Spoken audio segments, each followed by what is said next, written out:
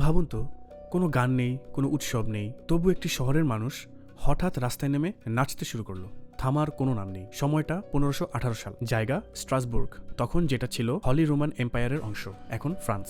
একদিন হঠাৎ এক নারী রাস্তায় নেমে নাচতে শুরু করলো। তার নাম ইতিহাসে লেখা আছে ফ্রাউ ট্রফিয়া। তার মুখে কোনো হাসি নেই, মনে কোনো আনন্দ নেই। তার নাচ থেকে মনে হচ্ছিল তার নিজের উপর কোনো নিয়ন্ত্রণ নেই। 1 ঘন্টা, 2 ঘন্টা, সারাদিন, এমনকি পরের দিনও। লোকজন প্রথমে ভাবলো পাগল, কিন্তু ভয় তখন শুরু হলো যখন দেখা গেল তার দেখাদেখি তার সাথে আরও মানুষ নাচতে শুরু করলো। কয়েকদিনের মধ্যেই 10 জন, 50 জন, শেষমেশ প্রায় 400 মানুষ একসাথে নাচ করছিল রাস্তায়। খাওয়া দাওয়া নেই, ঘুম নেই, কেউ কেউ নাচতে নাচতেই অজ্ঞান হয়ে পড়ে যাচ্ছিল। ঐতিহাসিক নথিতে বলা হয় কিছু মানুষ অতিরিক্ত ক্লান্তি, হার্ট অ্যাটাক এবং স্ট্রোকের কারণে নাচতে নাচতেই মারা গিয়েছিল।